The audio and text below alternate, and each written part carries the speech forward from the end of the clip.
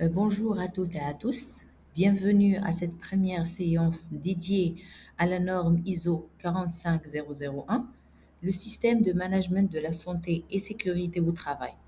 Je suis Madame Kaussar Miliani, enseignante au sein de l'École polytechnique des génies, et je vous accompagne dans ce parcours à travers les fondements de cette norme essentielle pour toute organisation responsable. Aujourd'hui, notre objectif est triple. D'abord, comprendre les enjeux cruciaux de la santé et sécurité au travail ou bien SST. Euh, Ensuite, découvrir ce que signifie un système de management SST et à quoi il sert concrètement.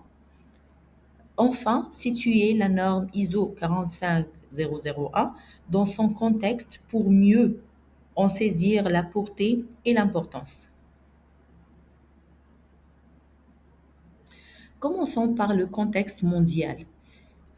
Chaque année, environ de 2 millions, 78 de personnes meurent à cause de leur travail. Ce chiffre alarmant provient de l'Organisation internationale du travail. À cela s'ajoutent près de 374 millions d'accidents non mortels. Ces données illustrent l'urgence d'agir. Au-delà de drames humains, les conséquences sont économiques et juridiques. Une entreprise qui néglige la SST prend des sérieux risques. C'est pourquoi des systèmes de prévention structurés sont devenus indispensables. Alors maintenant que nous avons vu les chiffres alarmants liés aux accidents du travail dans le monde, posons-nous une question simple mais fondamentale. Pourquoi une organisation devrait-elle mettre en place un système de management de la santé et sécurité au travail? Voici 5 raisons majeures euh, que nous allons explorer une à une. Alors, la première raison est bien sûr la prévention. Un système SST bien structuré permet d'identifier, d'évaluer et de maîtriser les dangers présents dans l'environnement de travail en analysant les processus, les postes, les outils et les comportements. L'organisation peut anticiper les risques avant qu'ils ne causent des blessures ou des maladies. Cela passe par des mesures concrètes, la formation du personnel, l'évaluation régulière des risques, l'adaptation des équipements et la sensibilisation à la sécurité. On ne parle pas ici de réagir après un accident, mais d'agir en amont pour l'éviter. Alors, deuxième raison, la conformité légale. Toute entreprise est tenue de respecter les lois et réglementations en matière de santé et sécurité au travail, qui peuvent varier selon le pays, le secteur d'activité ou la taille de l'entreprise. Ne pas se conformer expose l'organisation à des sanctions administratives, des poursuites judiciaires, voire des fermetures temporaires. Alors, le SMSST permet de mettre en place un cadre pour surveiller l'évolution des exigences légales, adapter les procédures et documenter la conformité. Troisième point, la réduction des coûts. Un accident de travail a un coût parfois très élevé. Il y a les frais médicaux, les arrêts du travail, les réparations matérielles, mais aussi des coûts cachés comme la perte de productivité, la désorganisation des équipes ou la baisse de morale. En maîtrisant les risques, le SMSST permet de réduire ces incidents et donc d'économiser sur le long terme.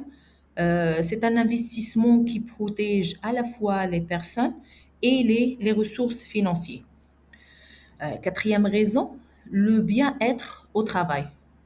Alors, lorsque un salarié se sent en sécurité, écouté et protégé, il est plus motivé, plus engagé et plus productif. Un bon climat social réduit les conflits internes, le stress professionnel et l'absentéisme. Alors, le SMSST encourage la participation des travailleurs, renforce le dialogue social et développe une véritable culture de la prévention. Cela se traduit souvent par une amélioration visible à la performance globale de l'entreprise. Voilà, enfin, la cinquième raison concerne la réputation, pardon. Alors, la réputation, une entreprise qui démontre son engagement envers la santé et la sécurité de ses collaborateurs renforce son image auprès de ses clients, de ses partenaires, des investisseurs et du public. Aujourd'hui, la responsabilité sociale et sociétale des entreprises, ce qu'on appelle le RSE, est devenu un critère stratégique. Voilà, être certifié ISO 45001 ou avoir un SMSST reconnu est un signal fort de crédibilité et de sérieux.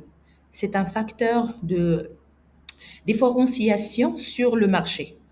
En résumé, mettre en place un SMSST n'est pas une contrainte, mais une stratégie intelligente et responsable. Il protège les vies humaines, sécurise juridiquement l'entreprise, optimise les ressources et améliore le climat de travail. Et aussi, il renforce la confiance avec les parties prenantes.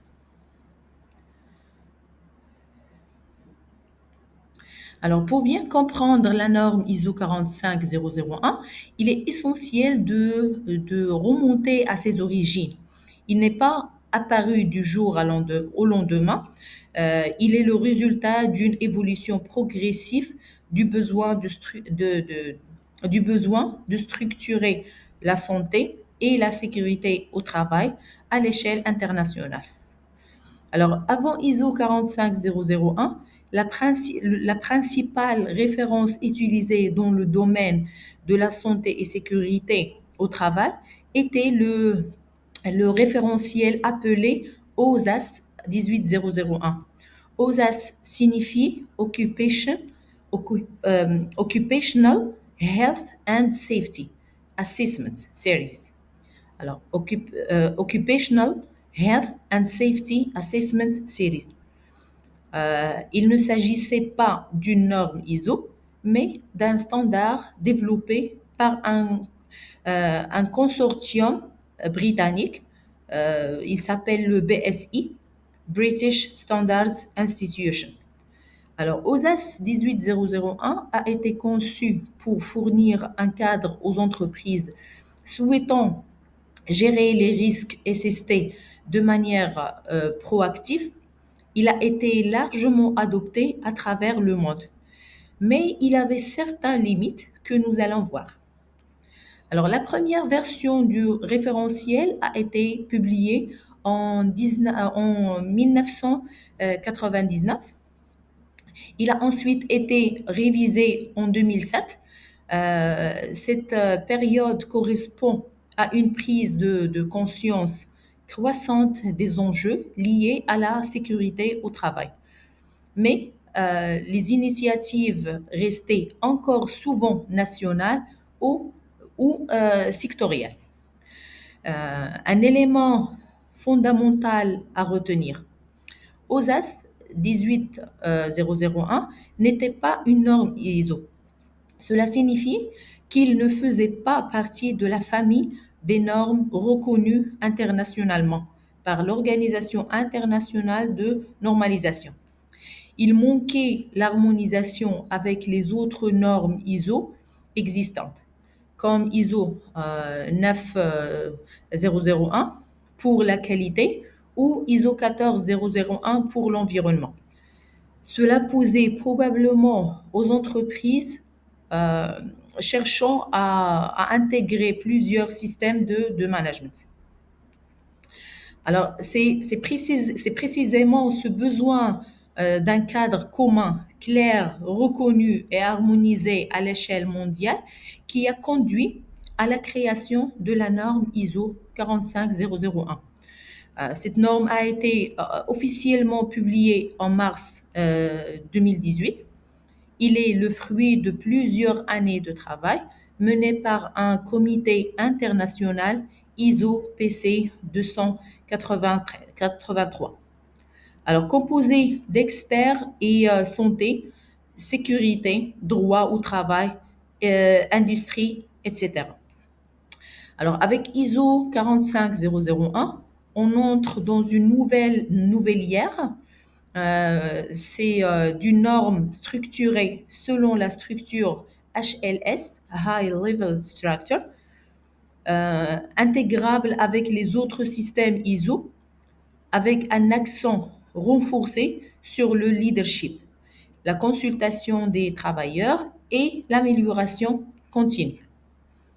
Alors, en conclusion, la transition de OSAS 18001 vers ISO 45001 représente bien plus qu'un simple changement de nom.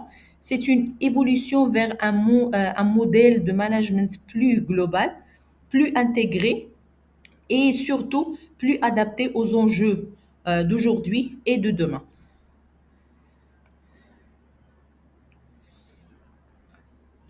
Alors, après avoir vu l'évolution historique, posons maintenant la question centrale.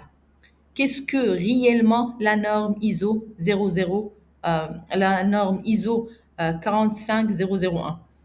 Pourquoi est-elle devenue la référence mondiale en matière de management de la santé et sécurité au travail? ISO 45001 est une norme internationale publiée par l'Organisation internationale de normalisation ISO en mars 2018.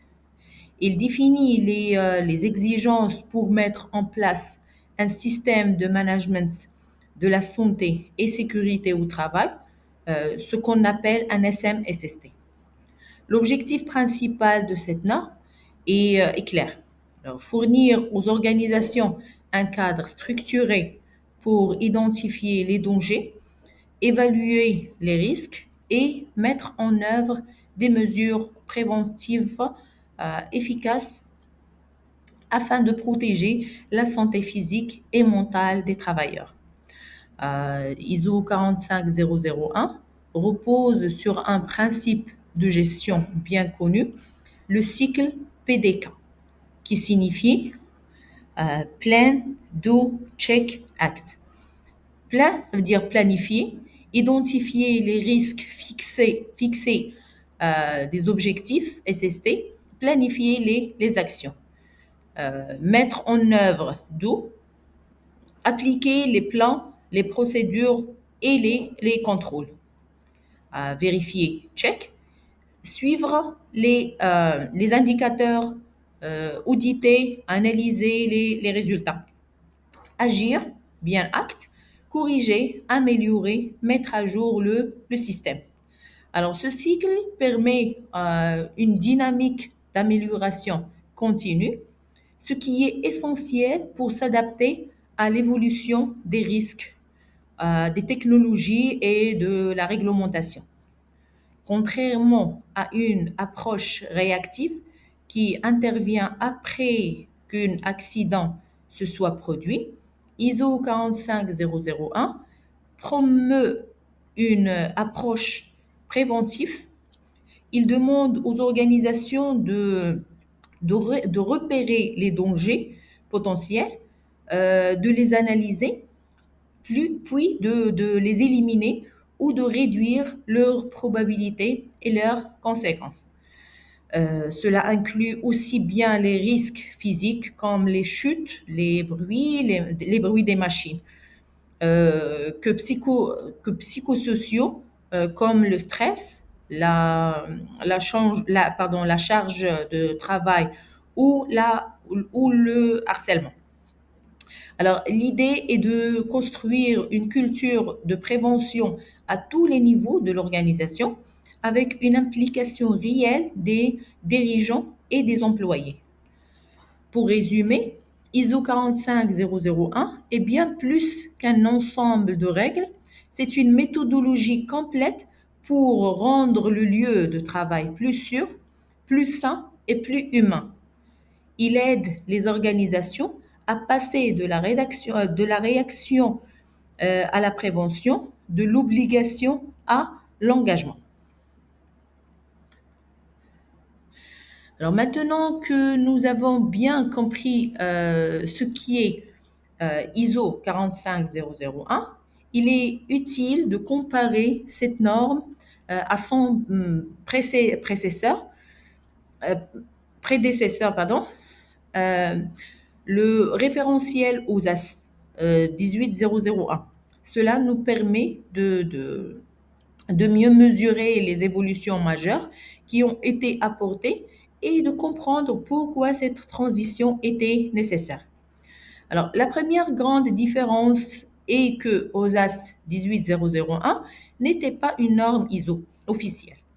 Alors, il a été développé par un groupe d'organismes nationaux, mais il n'avait pas de reconnaissance formelle à l'échelle internationale.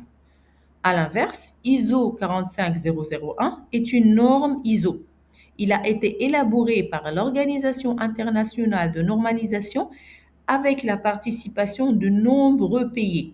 Cela lui donne une portée universelle, une structure harmonisée et une reconnaissance mondiale. Alors, dans OSAS 18001, l'engagement de la direction était important, mais souvent limité à la politique ou à la mise à disposition de ressources. Le rôle du leadership était indirect. Avec ISO 45001, le leadership devient central. La direction doit démontrer une implication active, participer à la gestion des risques, promouvoir la culture SST et s'assurer de la consultation des travailleurs. C'est un changement majeur. On ne peut plus déléguer entièrement la SST à un service spécialisé. Il devient une priorité stratégique. OSAS 18001 avait une structure spécifique euh, rendait difficile à intégrer avec d'autres systèmes de management, comme ISO 9001 pour la qualité ou ISO 14001 pour l'environnement. Alors, ISO 45001 adopte la structure HLS, High Level Structure, commune à toutes les grandes normes ISO. Cela permet une intégration facilitée des systèmes dans une seule approche globale de management. Alors, dans OSAS 18001, la participation des salariés était souhaitable, mais pas systématiquement exigée. ISO 45001 va beaucoup plus loin. Il impose une consultation et une participation active des travailleurs à tous les niveaux. Pourquoi? Parce que ce sont eux qui vivent les risques au quotidien. Leur retour d'expérience est donc essentiel pour identifier les dangers, évaluer les mesures de prévention et contribuer à l'amélioration continue. Alors, en résumé, la transition d'OSAS 18001 vers ISO 45001 n'est pas une simple mise à jour, c'est une transformation profonde de la manière dont on gère la santé et la sécurité au travail. Il renforce la responsabilité de la direction, valorise l'implication des employés et permet une gestion intégrée avec les autres systèmes ISO. Les organisations qui faisaient déjà OSAS 18001 ont eu une période transitoire pour migrer vers ISO 45001 et aujourd'hui ISO 45001 est la norme de référence unique et reconnue dans le domaine du management SST. Alors voilà, merci pour votre attention. Cette introduction pose les bases de notre parcours.